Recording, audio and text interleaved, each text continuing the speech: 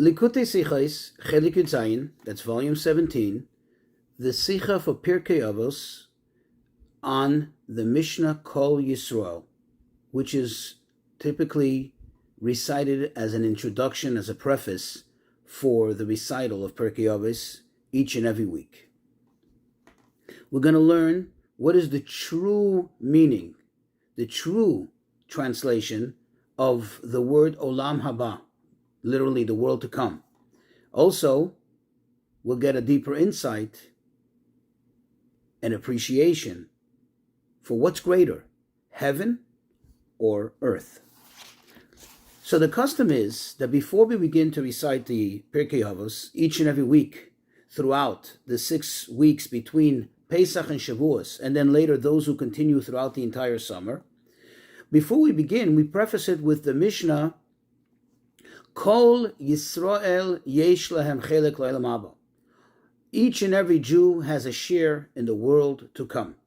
Shenemar, as it says, Hashem says to the prophet Isaiah, Ve'amich kulam tzadikim, and your nation, your people, are all righteous. Lo'olam yirshu aretz, they shall inherit the land forever. Neitzer matoi, they are a branch of my planting, says Hashem. Maaseh yodai, the work of my hands, lihispoer, for my name to be glorified. So from this we understand that this Mishnah has a special connection to Pirkei Avos, and that is the reason why it's always offered as an introduction to the recital of Pirkei Avos. But we need to understand. The question is, it seems, that what is Olam Haba? What is the world to come? That is a reward for all of the service, all of the performance of mitzvahs that a Jew does for Hashem. So why do we specifically recite it in conjunction with Pirkei Avos? To answer this, let's take a look. In general, what's Pirkei Avos? Regarding the lessons of Pirkei Avos, meaning the teachings of Pirkei Avos, you find actually what seems to be two extremes. On the one hand, what is it? It's ethics and moral values that are not necessarily from the category of mitzvahs of the Torah. And as the Bartanura puts it, that these are all full of, the Pirkei Avos that is full of morals and values, which perhaps also the, quote, wise sages of all the other nations also thought it up on their own and compiled and authored various books on these matters. So this points to the idea that these morals and values are actually to address the lowliness, perhaps the vulnerability of the human being, and to try to encourage the person to be a better person. So that's on one hand. On the other hand, however, we find another extreme.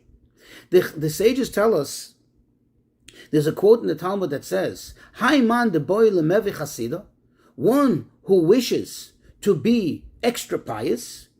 What is the suggestion? What is the advice of the Talmud? Lekayem milad avis. He should be diligent in matters that appear in these chapters in Pirkei Avos, which this seems to indicate of the loftiness of the individual who wants to engage in and pursue greater lofty levels, that they in order to accomplish that, in order to achieve that, in order to achieve higher levels, higher stature in the service of Hashem, one studies Pirkei Avos. So that's as far as the teachings of Pirkei Avos. Now we also find two extremes that almost parallel this when it comes to the reasons stated why we recite the Pirkei Avos in this time period. In other words, why it's recited between Pesach and Shavuos, and then especially later throughout the summer.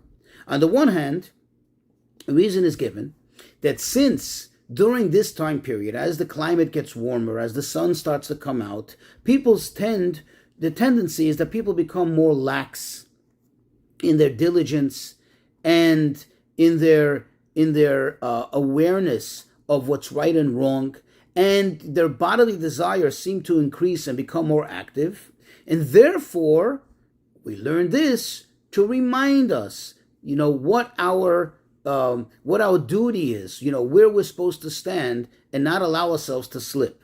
So in short, this seems to point in the direction that what's the reason for why we recite this is to address the lowliness of the people.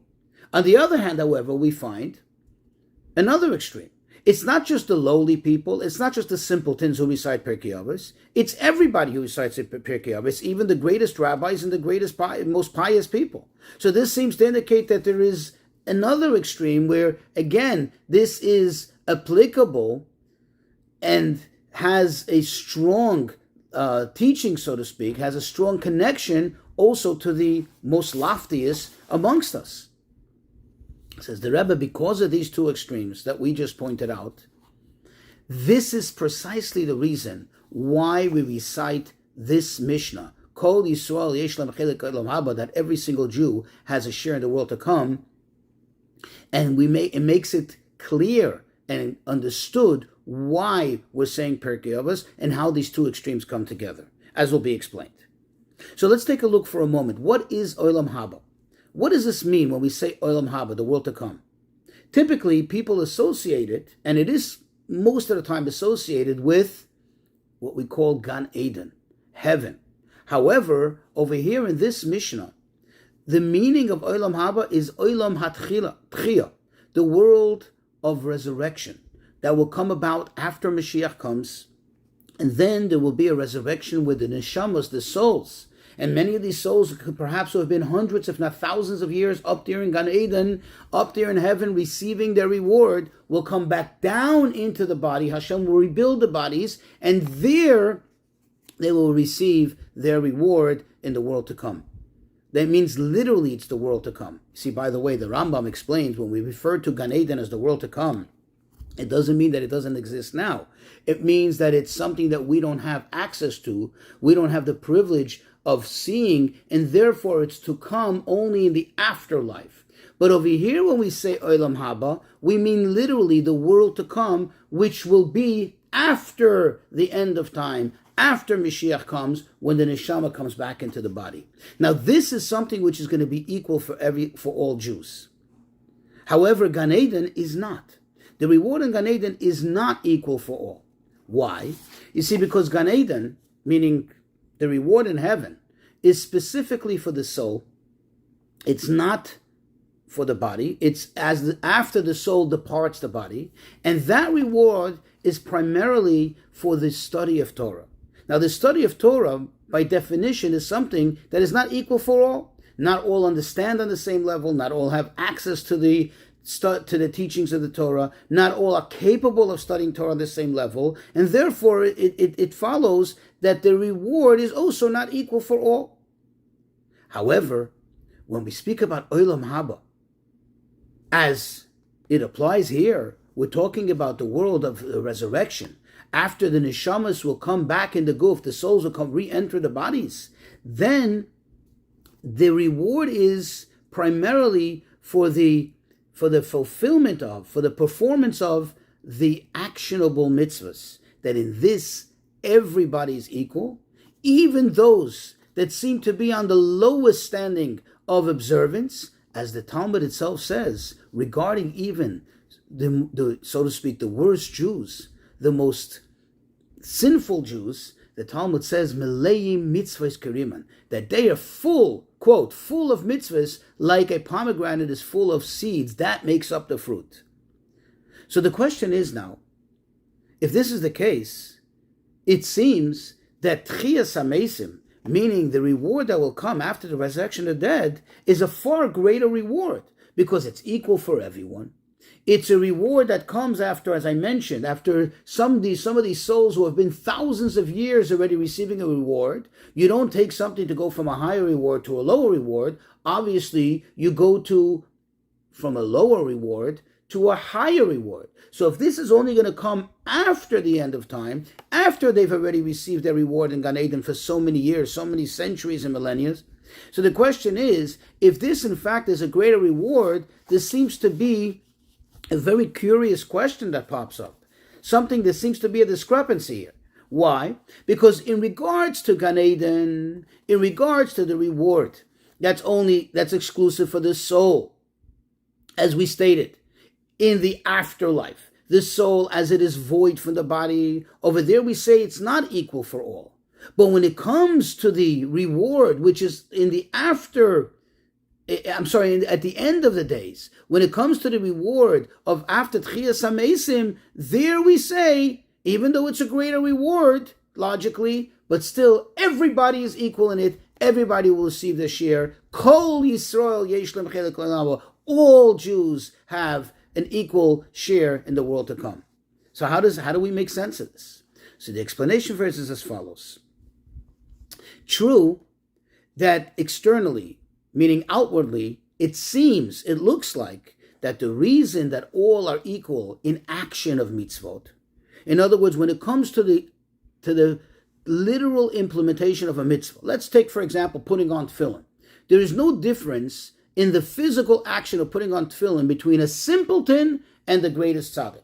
When it comes to the thought process, when it comes to the kavanah, to the intent, and all the contemplation of the deeper meaning, the esoterics, obviously there's a difference. But when it comes to the actual physical action of doing the mitzvahs, all seem to be equal.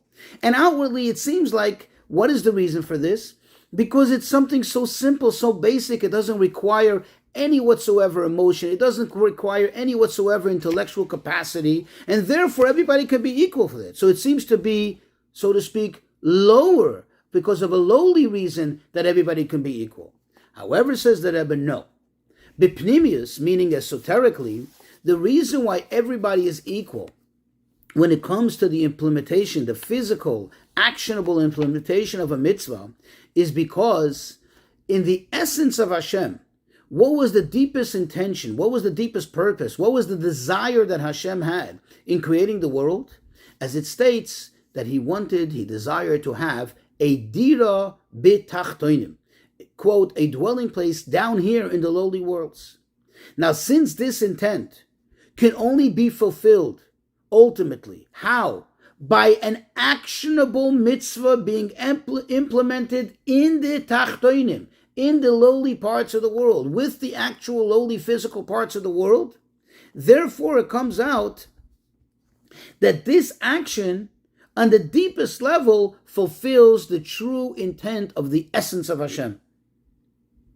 Now, the Jew, because the Jew is, quote, Neitzer Matoi, a branch of my planting, Maaseh Yodai, the work of my hands, so therefore the Jew has an essential inner feeling, an inner, so to speak, understanding, a subconscious inner feeling to implement Hashem's inner desire, the desire of the essence. In other words, the essence of the Jew has a disposition to fulfill the will, the desire of the essence of Hashem, because it's so connected. And in this, all Jews are equal. In the deep down essence of every Jew is equal, and in the implementation, the fulfillment of the actionable mitzvahs, all are equal. And this is the reason why when it comes to the ultimate reward being after Tchiyas HaMeisim, after resurrection of the dead, it's going to be equal for all, and it's going to be specifically the neshamot, the souls in the body. In other words, the reward will be to the body. Why so? Because since the ultimate desire of Hashem has been fulfilled by then, because this is the end of time, and what was the ultimate desire? That there should be a dira b'tachtoinim. It should be a dwelling place in the tachtoinim. So this gets mirrored in the fact that Hashem chose the body of a Jew. That's where you realize, that's where there is a clear realization that Hashem didn't only choose the neshama of a Jew, the soul of a Jew, but the ultimate choice, the ultimate purpose of all was the body of a Jew.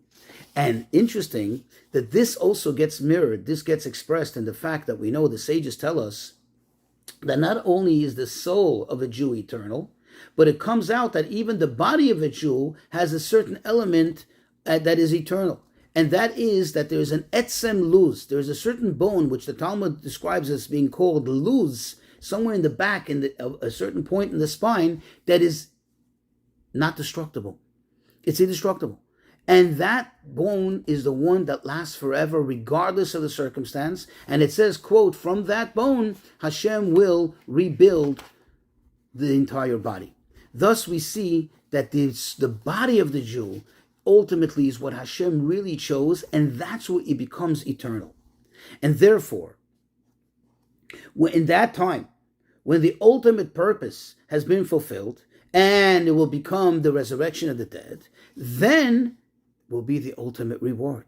But to who? To the lower one, to the lower part, not to the soul, to the lofty part of the Jew, but that part which seems to be lower. The body, that will be that will be the one that will receive the reward, because there will we see we will realize and recognize the true reflection of what Hashem's desire was and how it got fulfilled. And now we can understand why we introduce every single time we read the Pirkei Avos, why we introduce it by prefacing with this Mishnah. You see, in order to highlight that the refinement of the coarseness of the body applies to every single Jew in both ways. Number one, to emphasize that the body is the Maaseh Yodai Lehispor. The body is, quote, the work of my hands, and this is what brings me glory. And this is telling us that no Jew could, so to speak, write himself off and say, well, I can't do it. My body can't be refined. I am not capable of this. Every single body is capable of it, because on every single body of a Jew, Hashem says, this is my choosing, this is my handiwork, this is what's going to bring me glory. But on the other hand, it's not just the lowly people that need to refine their body, but it tells us that also the greatest and most refined Jew that seems to be on the loftiest level is not too high from still engaging in this and refining themselves further and further fulfilling this intent of Hashem, this kavanah of Hashem, the purpose of why Hashem created the world.